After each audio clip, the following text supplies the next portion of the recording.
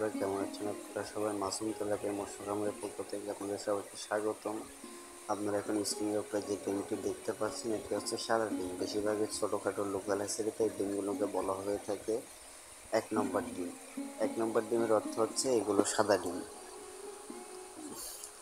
এগুলোকে আমরা জগে দিই, জগে দেওয়ার পরে জগে কিছুক্ষণ ফুটে আর কি আমরা টেরতে লাগাই। এবার টেরতে আপনারা যে ডিমগুলোকে দেখতে পাচ্ছেন, এটি হচ্ছে 3 নম্বর ডিম। 3 নম্বর ডিমকে আমরা লাল ডিম বলে থাকি এবং এর ওপরে কিছু কিছু রেণু ভাসছে। এই রেণুগুলো হচ্ছে কালো ডিম। কালো ডিমের অর্থ হচ্ছে 4 নম্বর ডিম মূলত, কারণ এগুলো পুরোপুরিভাবে ফুটে মাছ হয়ে গেছে।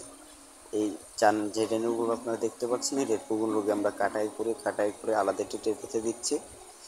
এই আলাদা একটি ট্রেতে দেওয়ার উদ্দেশ্য হচ্ছে এই ট্রেতে রেণু বেশি হয়ে গেছে, এই জন্য আমরা আলাদা একটি ট্রেতে দিচ্ছি। এবং আপনাদের কাছে যদি আমাদের ভিডিওটা যদি ভালো লাগে, তাহলে আপনারা আমাদের ভিডিওতে লাইক দেবেন, কমেন্ট করবেন এবং একটু শেয়ারও করবেন। লাইক করে সাবস্ক্রাইব করে আমাদের সাথেই থাকুন এবং বেল আইকনটি অন করে দিবেন। এবং আমাদের ভিডিও যদি আপনাদের ভালো না লাগে, তাহলে দেখতে থাকুন। অবশ্যই আমাদের ভিডিওটি আপনাদের ভালো লাগবে এবং আমরা বেশিরভাগই আপনাদেরকে মাছ সম্পর্কে কিছু কিছু তেলাপিয়া মাছ চাষের সম্পর্কে কিছু কিছু জিনিস সম্পর্কে জানাতে থাকবো ইনশাল্লাহ।